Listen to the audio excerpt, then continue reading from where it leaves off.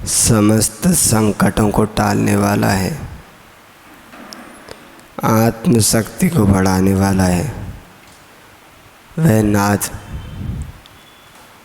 पहले हम करेंगे, बाद में आप सही।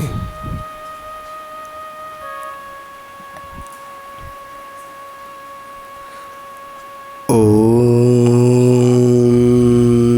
नमः सिद्धेभ्यः।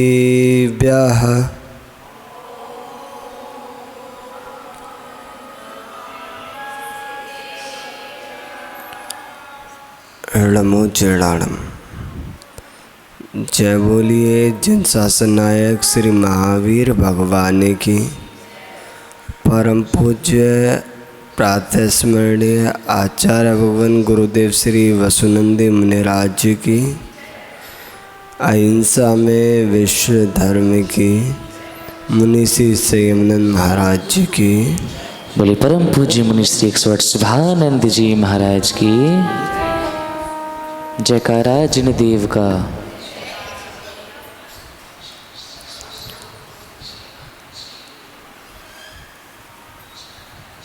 यहाँ पर उपस्थित आप सभी धर्मानुरागी पुण्य आत्मा महान भाव, पिछले दिनों हमने देखा कैसे एक पुण्य आत्मा जीव अपने जीवन में पुण्य के फल को भोग रहा था। वह अभी दुनिया की चकाचौंध से बहुत दूर था। वह अभी ये भी ना जानता था कि झूठ और माया चोरी जैसे पाप होते क्या हैं। वह सदैव धर्म में तल्लीन, प्रभु परमात्मा की गुरुजनों की भक्ति करने में संलग्न रहता था। और सही है, जब कोई जीव आत्मा अपने आत्म कल्याण हेतु मोक्ष मार्ग में प्रवृत्त होती है तो पाप कर्म रूपी शत्रु से अपनी ओर खींचता है। बोलता है तू कहाँ जा रहा है, तू मेरे साथ हमेशा रहा था, आज मुझे छोड़ के जा रहा है और कब तक रहेंगे साथ।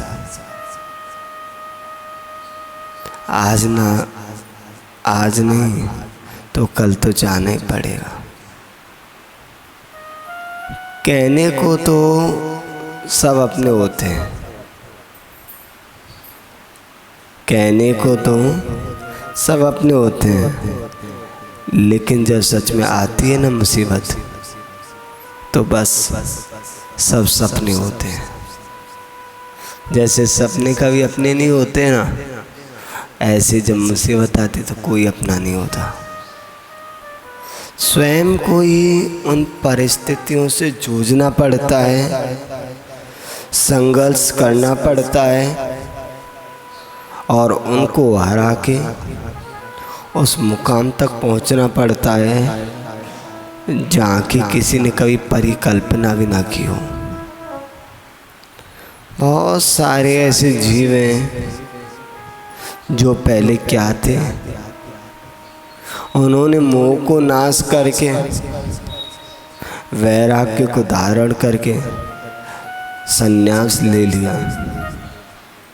जिस बालक के बारे में कोई ये भी ना कह सकता था ये इतना सुकोमल बालक, चंचल बुद्धि, इतना गंभीरता का पुतला भी बन जाएगा, इतनी शक्तियों का सम्राट भी बन जाएगा।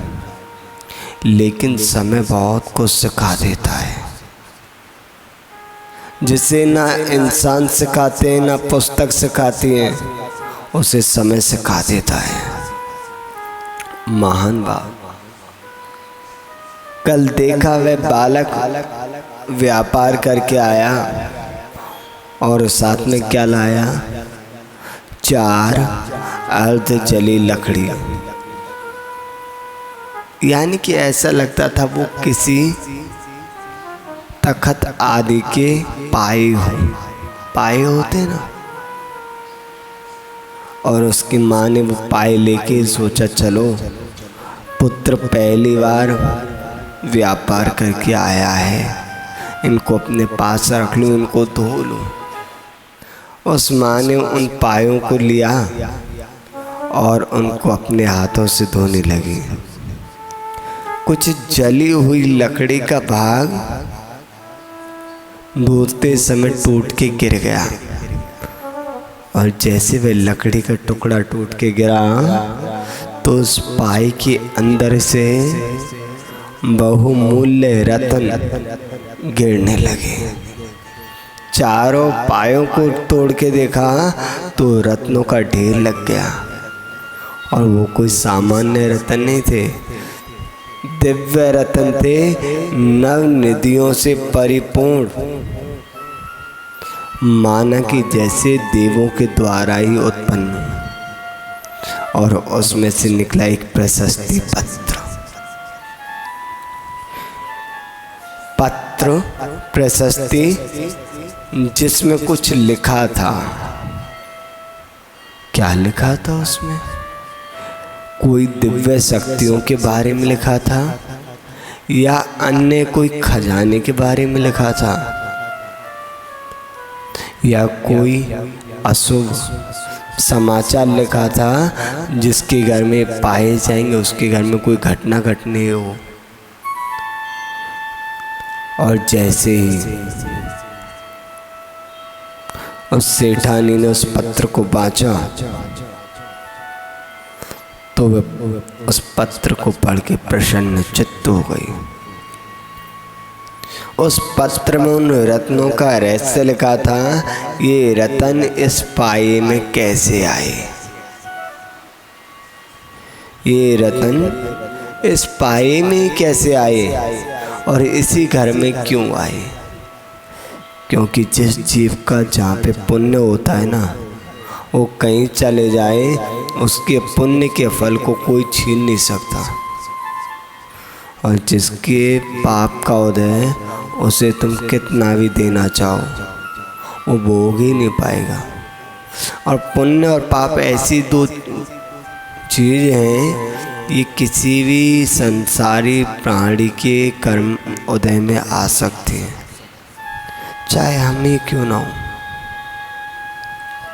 आप देना चाह रहे हो, अच्छा आहार कराना चाह रहे हो, लेकिन मेरे पाप का उदय तो कैसे आ जाएगा? और मेरे पुण्य का उदय है तो आप चाहे कहीं पे भी हो, कोई भी अमुक वस्तु है कहीं पे बनी हो, वो मेरे पास तक आ जाएगी। महान बात उस पत्र में लिखा था। इसी उज्जैनी नगरी में एक महाश्रेष्ठी पुण्यवान वसुमित्र रहता था, जो सदैव साधु संगति कर्तव्यनिष्ठ अपने पुण्य का सदुपयोग करता रहता था। और वह महापुण्यशाली व्यक्ति था, कोई सामान्य व्यक्ति नहीं, महापुण्यशाली। इतनी बड़ी उपाधि क्यों दी? क्योंकि शायद उसने पुण्यानुबंधी पुण्य का अर्जन कर रहा होगा। 4 प्रकार के पुण्य और पाप की व्याख्या बताई गई है। पुण्यानुबंधी पुण्य, पापानुबंधी पुण्य, पापानुबंधी पाप और पहला पुण्यानुबंधी पुण्य, दूसरा पापानुबंधी पुण्य, तीसरा पापानुबंधी पाप और चौथा पापानुबंधी पुण्य। इन चारों को बता देते हैं। जैसे कोई सम्राट होता है, चक्रवर्ती आदि होता है, उसको वह पुण्य के उदय से संपदा प्राप्त होती है। आपको एक मकान मिला है अल्प पुण्य से, एक को कोठी मिली थोड़ा और ज़्यादा पुण्य, और कोई बहुत बड़ा नगर सेठ बन गया तो उसका तीव्र पुण्य। उसका पुण्य का तो उदय है, लेकिन अब वो उस धन को भरत जी की तरह धर्म में लगा रहा है, तो किसका बंद कर रहा है वो?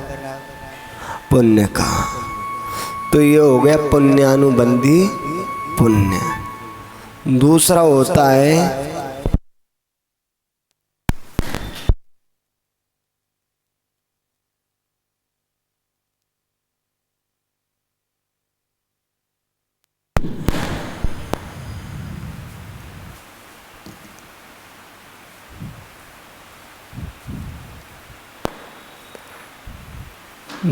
होता है पुण्यानुबंधी पाप। पूर्व में कोई पाप कर्म किया तो आज गरीब हुए, लाचार हुए, और वो योग्यता ना रह पाई कि आप उस लायक बन सको। लेकिन आज आप भावना बा करके, रूखा सूखा खा करके पुण्य की क्रियाओं में लगे हुए हो। साधुओं का प्यार करा रहे हो, व्यवस्थाएं बना रहे हो, वैयावृत्ति कर रहे हो, तो ये क्या हो गया? पुण्यानुबंधी पाप। पाप का उदय, लेकिन पाप के उदय में भी पुण्य का बंध कर रहे हैं। तीसरा होता है पापानुबंधी पुण्य। पूर्व में आपने अच्छे कर्म किए, दान दिया, लोगों की मदद की, जिन अर्चना की, अभिषेक आदि किया, जिनालय बनवाए,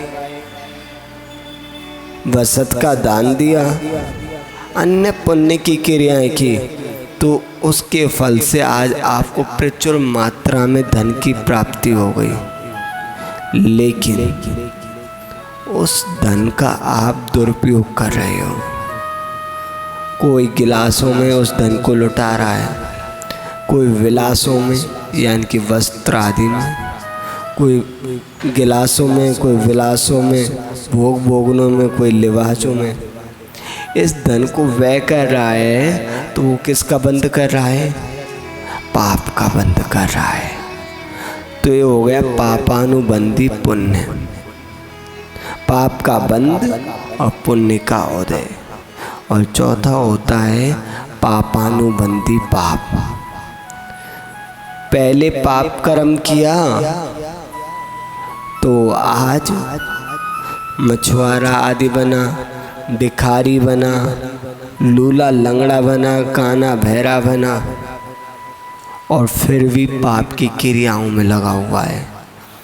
भिखारी बन गया, फिर भी पूरे दिन सुबह से लेकर रात तक उस परिक्रम में आसक्त रहता है। लोगों से कैसे भी हो धन छीनना चाहता है, कमाना चाहता है। मछुआरा है, पूरे दिन जाल डाल के रखता है, मछली पकड़ता है, उनको मारता है, तो पाप का भी बंद कर रहा है। लेकिन वह वसुमित्र सृष्टि बहुत पुण्यात्मा जीव था। एक बार वह एक अवधि ज्ञानी मुनिराज के पास गया और हाथ जोड़ के विनम्रता पूर्वक, इस चीज़ को ध्यान में रखना चाहिए, जब भी गुरुजनों के पास जाएं तो विनम्रता के साथ जाएं, क्योंकि हमारे द्वारा की गई एक भी गलत क्रिया, असत भावनाएं हमें जहाँ से पुण्य देने वाली थी वहाँ से पाप भी दिला देंगे। श्वेतांबर आमनाय में एक बात हमने देखी और बहुत अच्छी लगती है। एमपी के लोगों में देखी वो चीज़ बहुत अच्छी लगती है। हम पलवल में थे, पिछले 2 साल पहले जो 10 लक्षण थे, पूज्य गुरुदेव के संकेत अनुसार हम पलवल गए थे। तो वहाँ पे एक रचना दीदी थी, MP की हैं और उनकी बेटी वानी। हमने देखा सच में गुरु भक्ति होती है। सबसे पहले आते, गवासन से बैठते, 3 बार नमोस्तु करते, नमोकार मंत्र पढ़ते और सबसे पहले पूछते, महाराज जी आपका रत्नत्रय ठीक है, आपका धर्म ध्यान ठीक चल रहा है। अपनी व्यथा नहीं सुनाते। ऐसी श्वेतांबर आमनाय में आते 3 बार, जैसे आप लोग बोलते हो ना, अच्छे में पूजे में वंदा में नमस्सा में दुख को कम को बोइलाओ सोगई गमनम समाई मरणम जिनगुल संपत्ति ओ मच्चम। ऐसे ही उनके वहाँ पे कुछ शब्द आगे पीछे करके वो भी बोलते हैं। और 3 बार बैठ के, चाहे पैरों में दर्द है चाहे कमर में दर्द है, 3 बार बैठेंगे, 3 बार खड़े होंगे और नमोस्तु करेंगे, अत्ते वंदामी अत्ते वंदामी। और एक शब्द निकलता है उनके मुंह से, महाराज साहिब सुख साता में। सबसे पहले एक ही बात निकलती है, महाराज साहिब सुख साता में। वो पहले अपने असाता कर्म के उदय को नहीं सुनाते कि महाराज हमारा नुकसान हो रहा है, हम बीमार हैं। नहीं, महाराज आप सुख साता में हो ना, ये होती है। और बड़ी विनम्रता के साथ, अहंकार में नहीं, क्योंकि अहंकार में तुम साधुओं के पास भी आके अपना पतन कर लोगे। इसलिए कभी भी जब भी साधु परमिष्टि के गुरुजनों के दर्शन करने का लाभ प्राप्त हो पुण्य के उदय से, तो बड़ी विनम्रता के साथ उनकी भक्ति करके खूब पुण्य कमाना। और उस वसुमित्र महाश्रेष्ठी ने मुनिराज से पूछा, भगवान आज मेरे पास ये जो अमूल्य निधि है, इसका भोक्ता कौन होगा? मेरे जाने के बाद इन खजाने का, इन रत्नों का भोक्ता कौन होगा? इनका स्वामी कौन होगा? तो मुनिराज ने अपने दिव्य ज्ञान के माध्यम से बताया, हे नरपुंगव, हे महापुरुष, हे पुण्यशाली महानुभाव, भविष्य में इसी उज्जैनी नगरी एक अवनीपाल नाम का राजा होगा और उसी के राज्यकाल में एक सेठ होगा धनपाल, और उसका सबसे छोटा पुत्र धन्य कुमार आपकी संपत्ति का भोक्ता होगा, उसका मालिक होगा। ऐसा उस पत्र में लिखा था। और जैसे वह पत्र उस धन्य कुमार की माँ ने पढ़ा तो खुशी से झूम उठी कि मेरा पुत्र इतना पुण्यात्मा। इधर वे वसुमित्र अपने परिवार के साथ रहने लगा और आयु कर्म पूर्ण करके सभी लोग अपने अपने कर्मों के अनुसार अपनी अपनी गति में चले गए। एक ही जगह गए होंगे ना सब लोग, तो माँ भाई बहन बेटे बेटी सब लोग साथ रहते थे ना 24 घंटे। फिर एक जगह नहीं गए, सब अलग अलग गए। क्यों? क्योंकि जानते हो ये बात, लेकिन मान भी लिया करो। एक घर में 3 थे, रावण भी था, विभीषण भी था, कुंभकर्ण भी था। रावण अधोलोक को गया, विभीषण ऊर्ध्वलोक को गया और कुंभकर्ण सिद्धलोक को गया। तीनों की 3 गति हुई, लेकिन तीनों एक ही माँ से जन्मे थे। फिर भी इसलिए हम आपको हमेशा यही कहते हैं, इष्टोपदेश ग्रंथ में कार्य का है 9 नंबर की, उस कार्य का हम चिंतन करते हैं। बहुत आनंद आता है। पहले उससे पहले कार्य का है 8 नंबर की, उसमें वैराग्य को बढ़ाने वाली बात कही, और 9वें में बताया कि जैसे एक पक्षी उनका झुंड अन्य अन्य दिशाओं से आता है और रात्रि विश्राम के लिए एक वृक्ष पे रुक जाते हैं, और प्रातः काल होते ही सभी पक्षी खगा अपने अपने कार्यावशात अलग अलग देशों में अलग अलग दिशाओं में चले जाते हैं। ऐसे ही हम सब अलग अलग गति से आए हैं। पता नहीं कि यहाँ पे बैठे जीवों में कौन नरक गति से आया है, कौन मनुष्य गति से आया है, कौन त्रियंच गति से आया है और कौन स्वर्ग लोक से आया है, लेकिन आए सब अलग अलग गति से हैं। और जब तक ये आयु रूपी रात्रि है तब तक हम सब साथ हैं, और जैसे ये आयु रूपी रात्रि पूर्ण हो जाएगी, उजाला होते हम सब अलग अलग चले जाएंगे। कितने टाइम के लिए? 1 दिन बाद मिलेंगे, 1 साल के बाद मिलेंगे, 2 साल के बाद तो मिलेंगे ही ना, नहीं मिलेंगे। पता नहीं किस भाव में मिलेंगे, और मिलेंगे भी या नहीं मिलेंगे। तो जब पता है सबसे दूर जाना है, हमेशा के लिए जाना है, तो फिर इनके साथ अभी से क्यों रहना? 10 साल बाद साथ छोड़ना है तो मान लो आज ही हो गए वो 10 साल, और छोड़ दो सबको। बाहर से नहीं छोड़ पा रहे हो तो अंदर से छोड़ दो। जिस दिन अंदर से छोड़ दोगे बाहर से भी अपने आप छूट जाएगा। हमने छोड़ा है, मान लिया था हमने,